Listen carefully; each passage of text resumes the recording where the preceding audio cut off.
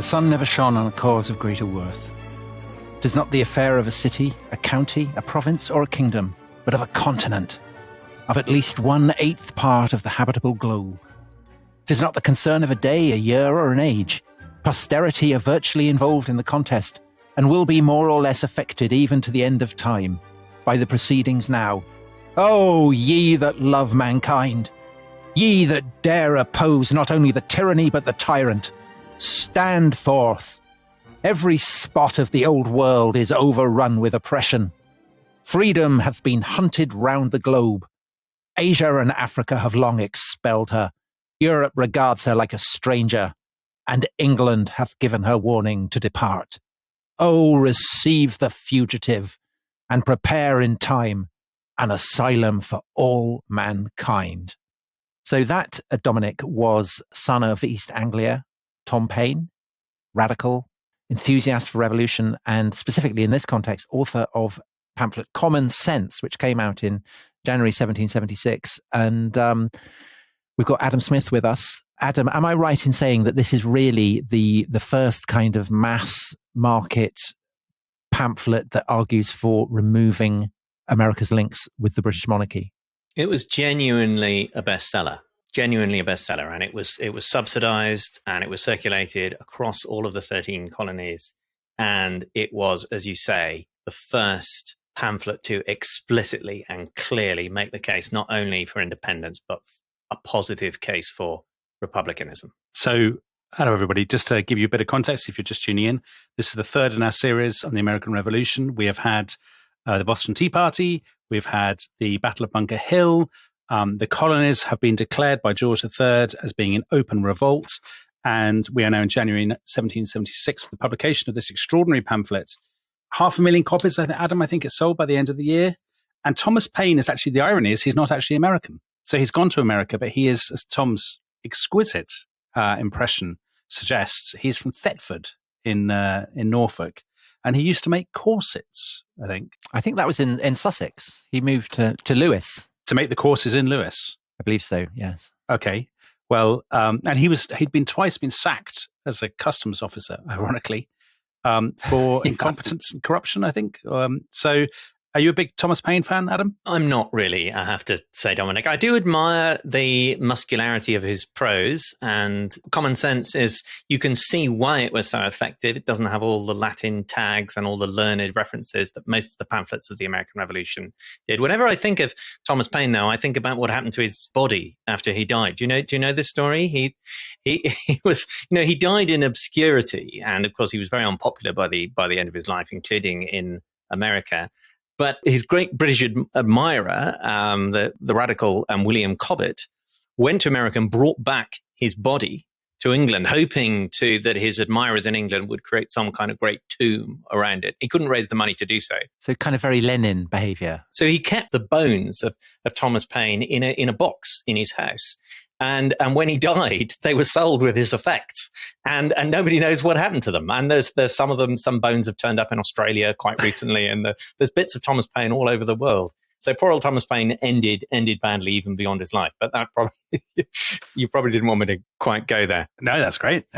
But to go back to Common Sense, I mean, this has a massive impact, right? Yes, it really does. And he is the author of these resonant phrases, and you read some of them out just then, Tom.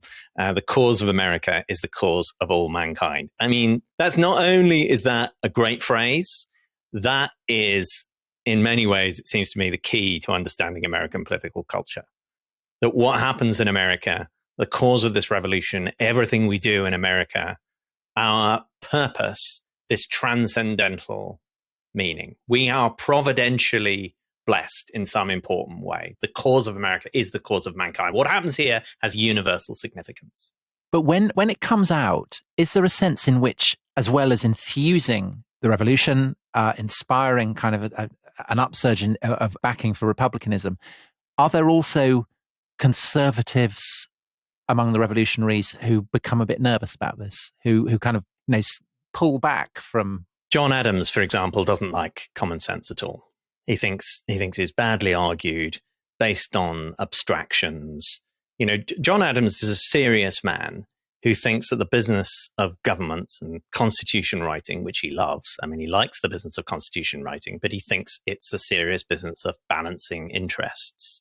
It's not about all this kind of blue skies thinking, these grand abstractions. And he thinks it's very dangerous, the direction that Thomas Paine is going, including the practical suggestions that Paine is making about how a republic, once you've overthrown the king and the British Empire, should look. And John Adams doesn't want the debtors and the poor farmers in the western parts of the states to be running these new independent states, should it come to that. So there's a lot of nervousness as well as enthusiasm. And before we get into Adams and what happens next, to go back to that thing of the cause of America is the cause of all mankind, at this point, does the rest of mankind care?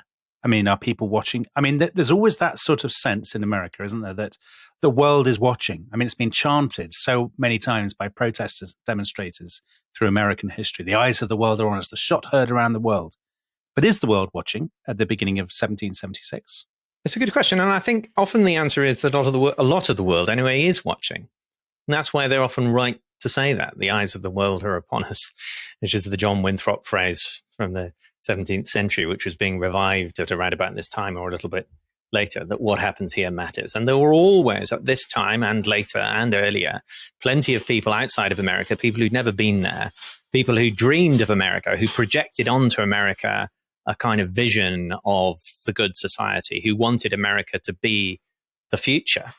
And what Paine was saying in Common Sense were the sorts of things that radicals in Britain had been saying for years. And the attacks on the king, which were quite crude and extreme, but which were the sorts of things that you would hear in radical circles in Britain in the 17th century. So the royal brute, calling him that kind of, yeah. And to go back now to the sort of military strategic picture, the British they'd been in Boston, but they basically realized they're trapped in Boston, they have to get out.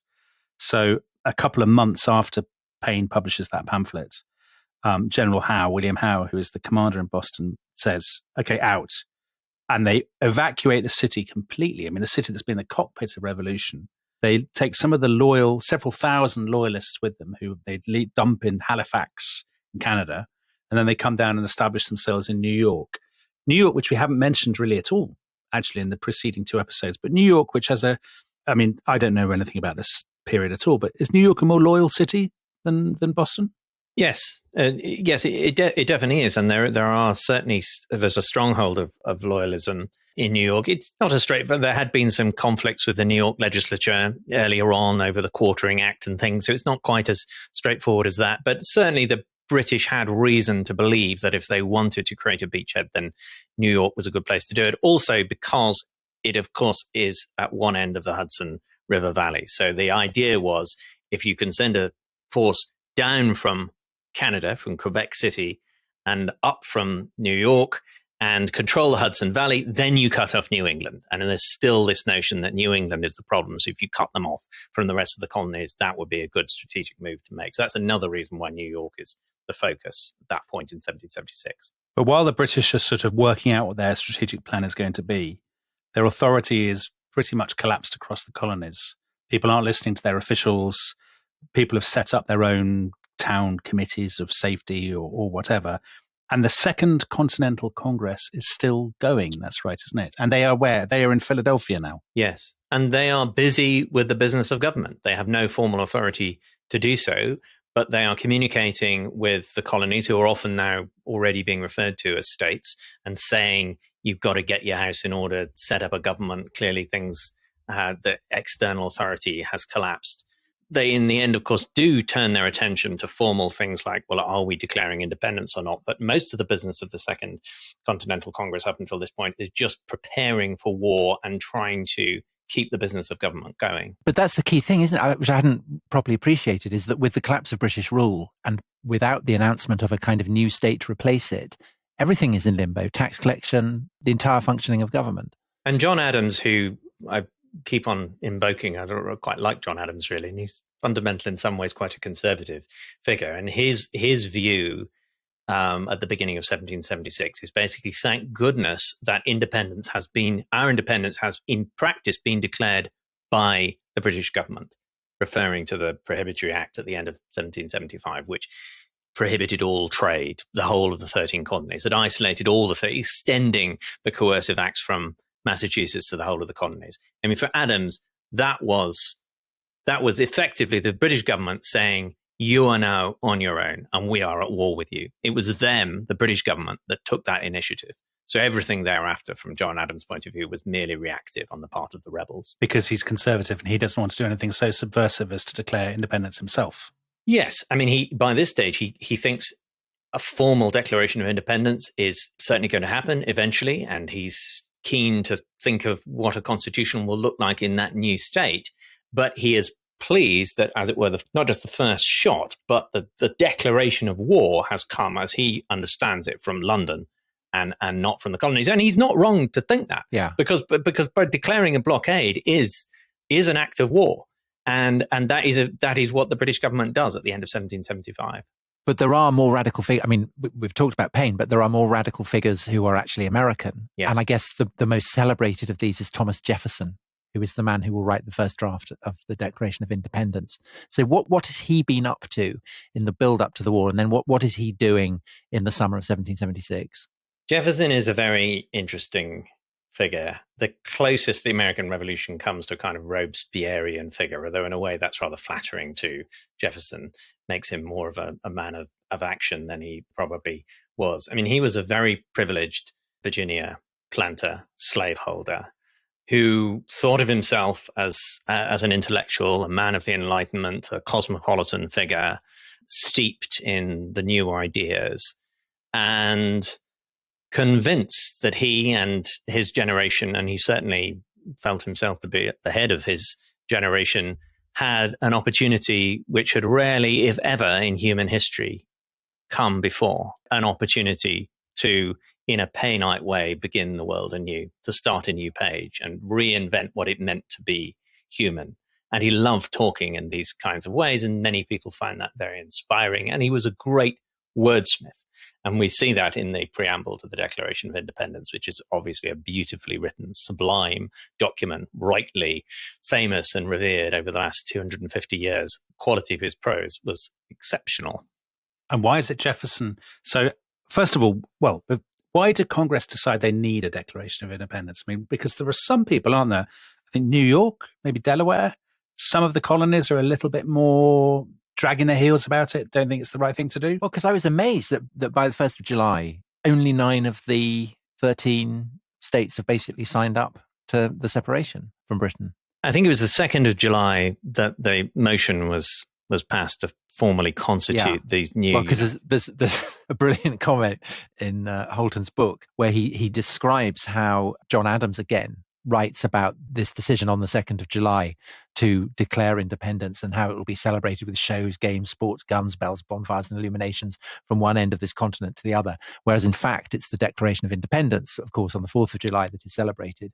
And he says Americans celebrate the press release rather than the act itself.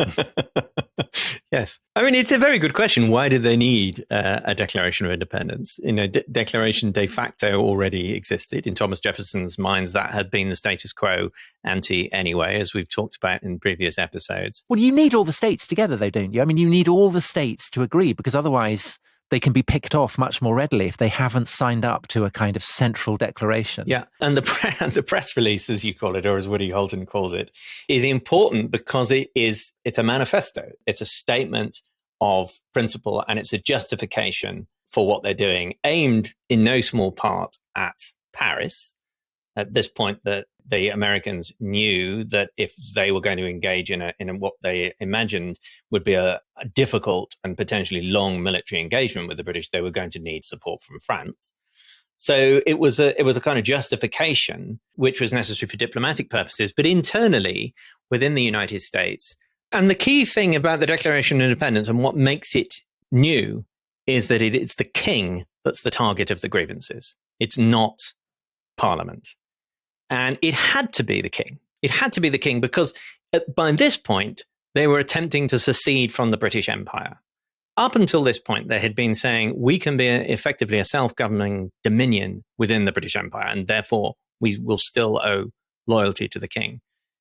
In July 1776, they were saying, no, we are going to create our own empire. And that was often the word that was used. And that was always the word that was used in London, creating their own empire, American empire. So therefore, they had to throw off allegiance to the king. And therefore, it was necessary for them to turn King George III into this tyrannical figure, necessary in order to justify to the world as well as to themselves what they were doing. Just as in the same way it had been necessary in the 1640s for the parliamentary side to focus on the king in the end, and why it was necessary for the king to die in the 1640s in order to justify what they were doing. And in propagandistic terms, isn't the effect of that, of proclaiming itself a republic as opposed to a monarchy, it's backward looking, because they can then invoke the Roman example, the Roman Republic that expelled its king, and it can draw on all that kind of classical language, elevating freedom and liberty and virtue. But it's also, I think you could use the word progressive without too much risk of anachronism, that it's signing itself up to the more progressive element, the more radical element of the Enlightenment, and identifying America, the New World, as a kind of, the best hope for humanity, that it has cast off the chains, that once again it's a city on a hill, offer an example to the old world. Exactly. And that liberty has fled from its... Yeah, so back to the Paine comments. Has fled from England and has taken up refuge in the New World, exactly. So Adam, different historians have different takes on this. So for example, Gordon Wood, he's written lots about how the language of the Declaration, the language of the Revolution, in fact, is rooted in what he sees as what lots of historians see as the kind of country oppositional tradition, which is a kind of itself an attempt to preserve what people see as the good old cause of 17th century England. So there's that, but there's also the Enlightenment, and let's say the French Enlightenment, Voltaire, Montesquieu, these characters, and there's John Locke and so on and so forth. So which of these traditions do you think is can we say which is the more important? Well, there's also absolutely the biblical traditions that are deriving from the Puritan and the Quaker inheritance as well. Tom, absolutely. But the rights of man, the fact that the Creator endows human beings with rights, even though a lot of them are deists, aren't they? But it's still, but that idea is being framed in a way that can appeal to both, Quakers in Philadelphia and Puritans in New England. But it's clearly very biblical. So, Adam, untangle some of those strands for us. The Declaration of Independence itself is clearly Lockean. It's making a Lockean argument about the social contract, that it has been broken. And that's the core justification for setting up a new government. And this is not accidental. Not just Jefferson, but these other elite figures gathered together in Philadelphia had read these tracts, or at least knew enough about them to be able to speak competently about them. They could do a podcast about them, for example. Could definitely do a podcast about them. Yes. They knew how to fake it. And so, I don't know how far. If you're just asking about that document itself, it's easy to root it in those Enlightenment thinkers, Dominic. And the broader pamphlet literature, and this is where Gordon Wood and his mentor Bernard Bailyn as making this argument about the Whig country tradition and the good old cause of the 17th century. They're looking at not just at the Declaration of Independence, but all of the pamphlets published in the preceding 15 years. And they're looking at all, and they're seeing what they're seeing in that language is the 17th century and very early 18th century English language of liberty, Whiggish language of liberty. And so what that does is to give to the revolution a functioning state, even if very still inchoate, but also a kind of ideology that people can now increasingly sign up to, and which gives a kind of motivational justification for what they're doing. Yes, and we hold these truths to be self-evident, that all men are created equal. That line from the preamble to the Declaration of Independence has, of course, frequently been cited as effectively the ideological underpinning of the United States. And that is what makes it possible, among other things, but that's the core of it, to think of the American project as an ideological project, a project that is dedicated. And this is actually an Abraham Lincoln usage, right? Lincoln at Gettysburg in 1863 turned the Declaration, and it wasn't the only person to do it, but he turned the Declaration of Independence into this baptismal document for the nation, not the Articles of Confederation or the Constitution or the Treaty of Paris or any of these other things in international law, but the Declaration of Independence, because of that rousing preamble. And of course, Martin Luther King in 1963 will also invoke it to talk about equality for a promissory note, as King calls it. Yeah.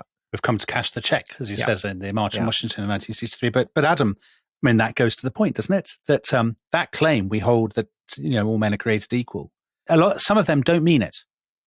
I mean, Jefferson himself has 600 slaves in his lifetime, and during his lifetime, I think he freed 2.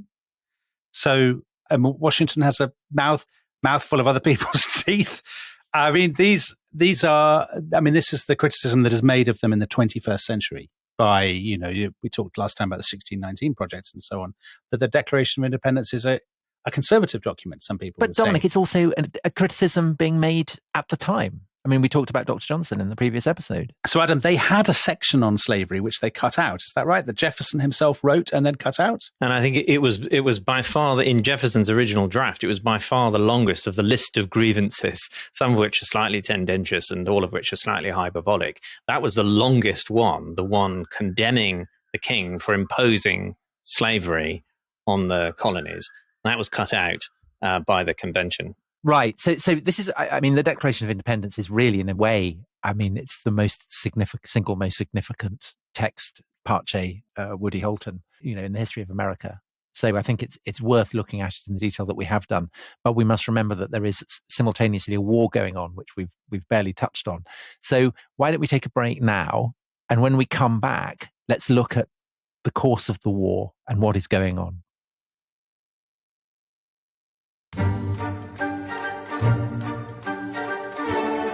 Welcome back to The Rest is History. So we've been talking about the Declaration of Independence, which Congress votes in favor of independence on the 2nd of July. 2 days later, it's the press release, as we were saying, and there are bells ringing and cannon going off in Philadelphia. A few days later, George Washington reads the Declaration to his troops in New York, and they pull down the statue of George III. But of course, I mean, that's a reminder that there is, as Tom said just before the break, a war going on. Because they melt it down, don't they, and turn the statue into bullets. They do indeed, exactly, yes. And even as they do that, the 30,000 British troops, which is, I believe, the largest European force ever sent overseas, which gives you a scale, I suppose, of the challenge that is facing Great Britain. 30,000 British troops are coming ashore on Staten Island. And the British, so they've said, sod Boston, Boston is gone. The priority now is New York. That's right, isn't it, Adam? Yes, they've given up on Boston. And the question now is, can they isolate New England? Can they use New York as a base from which they can take Philadelphia, which was functionally the capital of this newly declared independent country or nation or whatever it was, or empire? And they knew they had a formal opponent in the Continental Army under the command of George Washington. They had reason to believe, not least because of the Battle of Bunker Hill, that they shouldn't underestimate this enemy. But everything else was really still in flux at this point. What kind of a war this was going to be, what role, if any, the Navy was going to be able to play, how much resource could be diverted from the protection of British colonial interests elsewhere in the world. How important in the end was this going to be? How high were taxes going to go in Britain?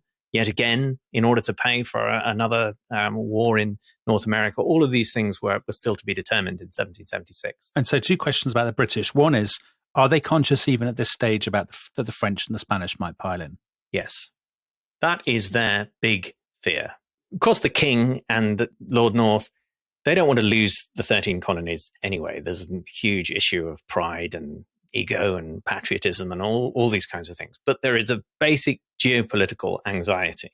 They previously fought this highly successful war, the 7 Years' War, expelled the French from North America. The obvious danger here is that this is going to provide an opening for the French to repossess part of their or all of their former colonial possessions in North America. So they have to keep some troops back. They have to defend Britain from French invasion, conceivably, and they have to defend the Caribbean. They need to in both instances, because there is, I mean, that's the real worry, is the loss of the Caribbean islands. And of course, there is a genuine threat of invasion after the French enter the war in the late 1770s.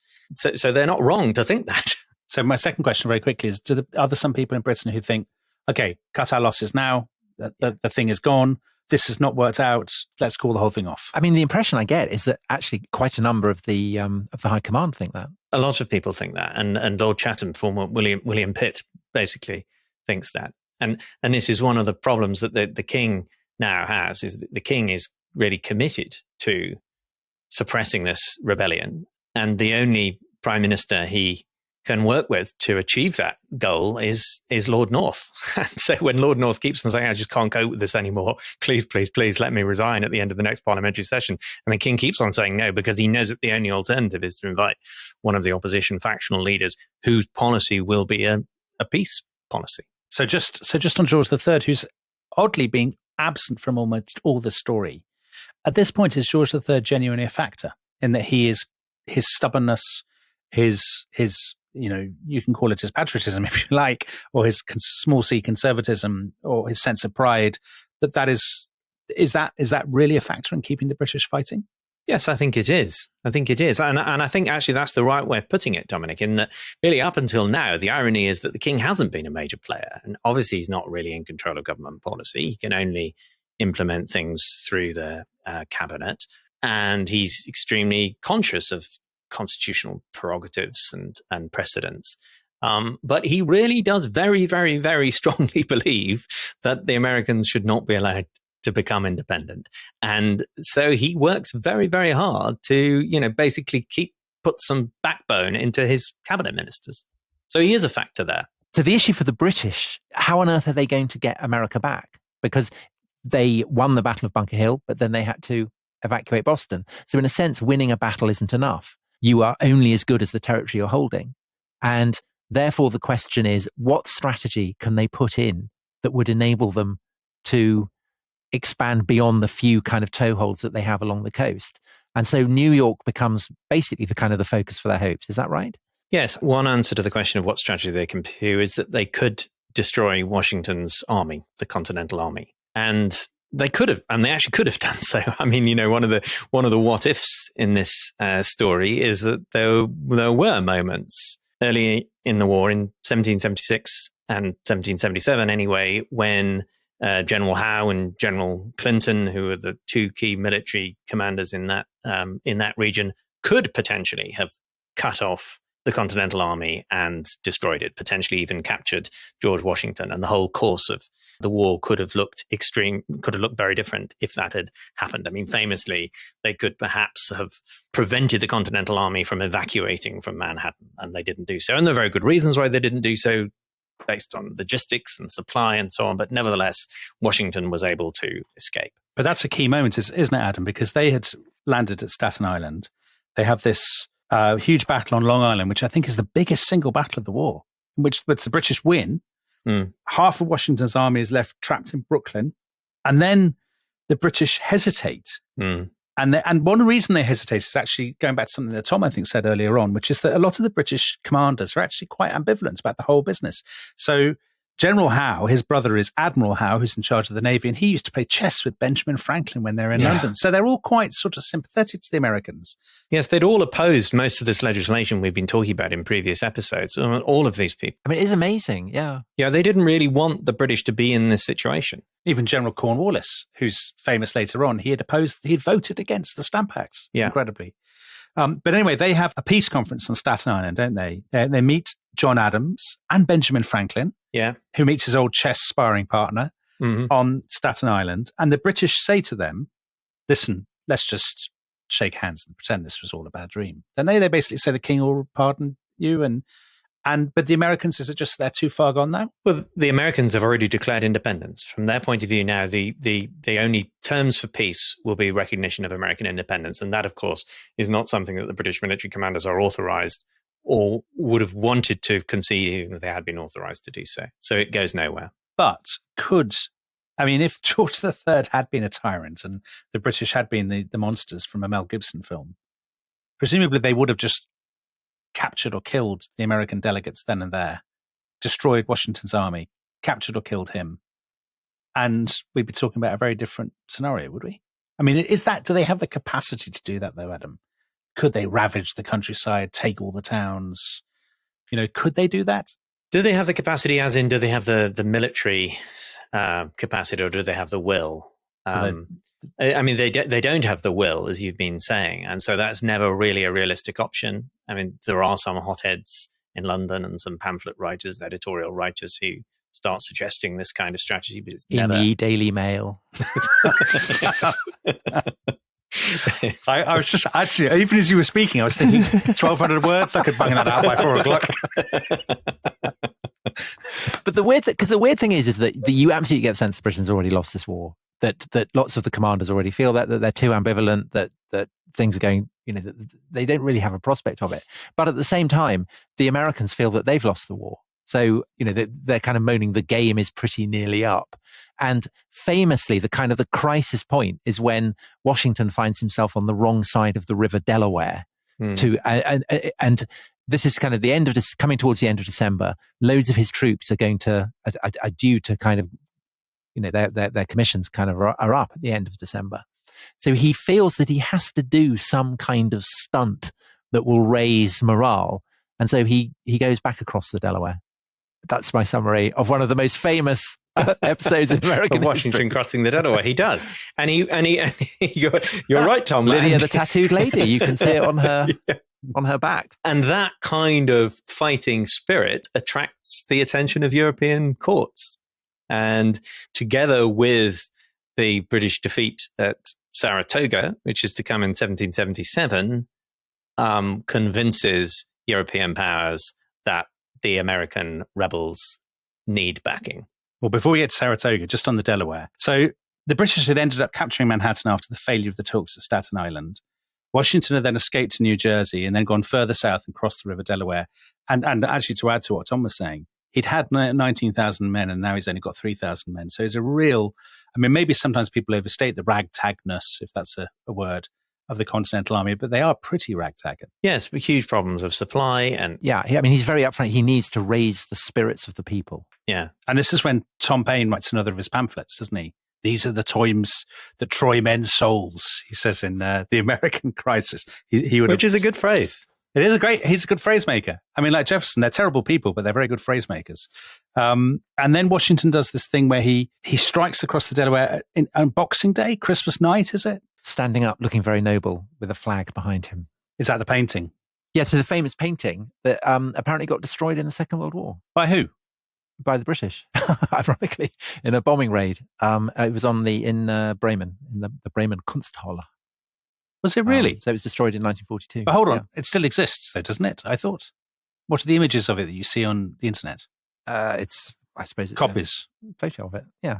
Okay. All right. Fair enough. So to get back to his attack, so it's Christmas night, and he attacks. And actually, what's interesting is he attacks. It's a surprise attack. He has to do it. This great coup de théâtre.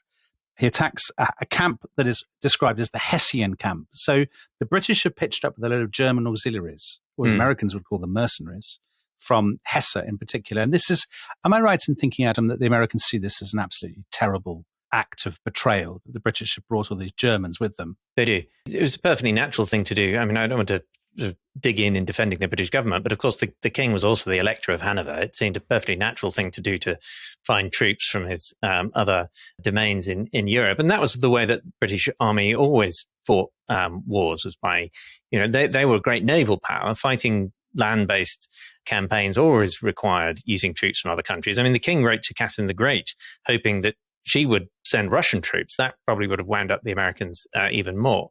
And the American army themselves, of course, also used auxiliaries, including some from German troops, by the end of the war. So, but you're absolutely right that the Hessians have become a kind of byword for the dirty way that the British were fighting this war, or perhaps more to the point, the fact that the Americans believed that the British were treating them as if they were completely outside the pale.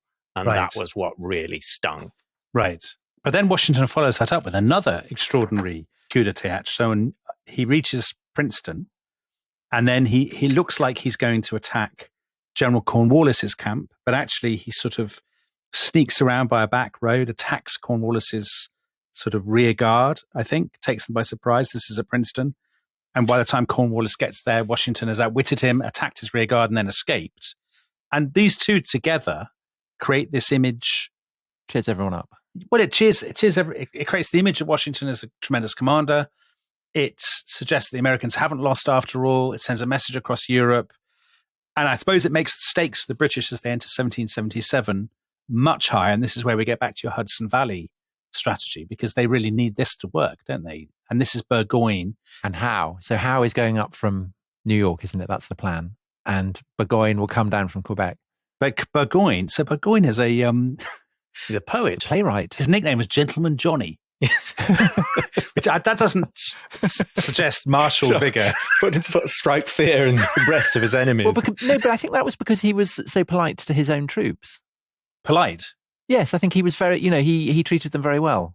Okay. Well, I was going to say, I don't want a polite general. I want a rough, raucous, hard-driving bastard, Tom. No, so he's sitting in his tent writing plays and being polite to his men. Right. But I think he was actually quite an able general. And I think he had a sense that basically this strategy, which is him moving southwards, Howe moving northwards, that it's not going to work.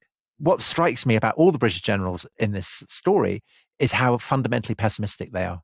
Well, I'll tell you a fact about John Burgoyne that will make you think very, very highly of him. He wrote a semi-operatic production of a play about Richard the Lionheart, Tom. And do you know where it was performed in 1788? No. The Drury Lane Theatre. Can you think of any other great acts that have played the Drury Lane Theatre? Who have subsequently gone on to invade America? The rest is history. You and me, Dominic. The rest is history. Yeah. The whole podcast has been leading up to that moment. To that triumphant moment. I can see Adam. Adam is delighted. This is the summit of his scholarly career. So Howe is going northwards. He's going quite well. He's actually, he's kind of outmaneuvering Washington, I think, at this point. Washington's kind of complaining about this. He says that... but he gets distracted, doesn't he, Howe? Yeah, so Washington says of Howe that he's engaging in a variety of perplexing maneuvers. Right. Yeah, you don't want someone to say that about you. Because he ends up taking Philadelphia, which he shouldn't have done.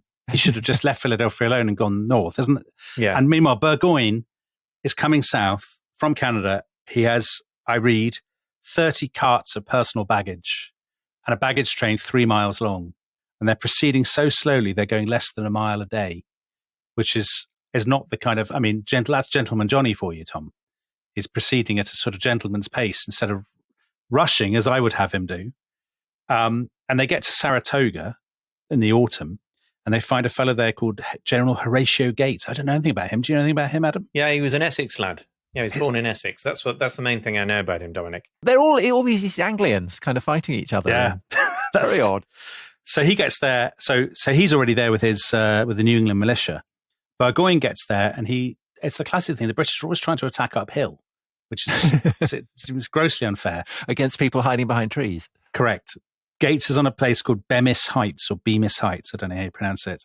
Burgoyne charges up the hill on the 19th of September. 600 of his men shot or wounded. And then he ends up basically trapped. So it's upstate New York, I guess, Adam. Is it Saratoga? This is where they are. He's got no food. It's pouring with rain. It's very cold. It's very miserable. And the local people have all burned their farmlands. So he can't get any supplies. And he's waiting for, the other British army's going to get there. They don't get there. So he has another go on the 7th of October, driven back again by Gates's troops. And basically on the 17th of October, so 10 days after that, after just sort of hanging around, freezing, starving, wet, miserable, Burgoyne surrenders. But on good terms, right? Because the thing is that they're not kind of taken away to prisoner of war camps. It's agreed that they can go back to the European theatre of war and serve there. It's just that they can't come back to America. Right. So the fact that they go back to Europe means that they can replace troops that can then be sent to America. And so Gates is widely blamed for this. But I suppose the issue, though, from the British perspective is they can't keep losing armies. They can't just keep throwing endless men into the American maw, as it were. Well, I think that what it shows is basically that the whole British war effort is futile. Essentially, they can't leave the Atlantic seaboard and go inland without being picked off. And that's where the kind of the analogy with the Vietnam War, I think, kind of kicks or in. almost any colonial war, Tom, actually, when you think about it. It's striking to me the extent to which, I don't know how much you think this is true, Adam, that this is a prototype for so many European colonial counterinsurgency campaigns in the 19th, 20th centuries. Dien Bien Phu and all that. Where you're desperate trying to pacify the countryside, but your troops go inland and then they get cut off and surrounded by guerrillas and, they run out of supplies and all that kind of thing. Do you think that's fair to describe it as that? Yes, I do. But I also think, and I think Tom's description of the surrender at Saratoga reinforces this, that that the British never really fully embraced that. They did learn to it. It wasn't that the British generals were just hoping for kind of proper set piece battles. They did adapt to the realities of a guerrilla conflict, but they never responded in the way that the Americans did in Vietnam, for example, with a kind of scorched earth policy of their own, or only in very occasional circumstances. And usually it was loyalist partisans rather than the regular British army who were right. And so the fact that that Burgoyne is a gentleman is precisely the problem. He really is a gentleman. Yeah. And so this has obviously sent us, shockwaves across Europe. Now, the French have already been secretly supplying the Americans, haven't they? I read that the playwright Beaumarchais had formed a dummy corporation to send guns and gunpowder to the Americans. And King Louis XVI had actually given them 1 million livres, again, secretly, so it couldn't be traced back to him. So the French, all this time, have been basically rooting for the Americans. And I guess, February 1778, they make that explicit when they declare war. But just before that, Dominic. Yeah. The most famous French supporter of American freedom is the Marquis de Lafayette, very young man, who astonishingly is inspired to go and fight for the Americans by meeting the younger brother of George III, the Duke of Gloucester. He's at a dinner with the Duke of Gloucester, and the Duke of Gloucester is going on about how tremendous the American rebels are and how he's on their side, which seems kind crazy. of mind-blowing. It's amazing. And if you think of the Duke of Gloucester and Samuel Johnson as kind of different shades of opinion in Britain, it does give you a sense in which there is a kind of ideological civil war going on in Britain at this time. But with the French, Adam, that's a game changer, right? It's a complete game changer. Lafayette was far from being the only European military adventurer to go and join the American cause during he becomes the war. The famous one, doesn't he? Because basically he becomes Washington's adopted son. He does. And they loved him because he offered to fight for no pay, and he was willing to serve in the ranks rather than just expecting to be given a commission, as most of them did, straight away.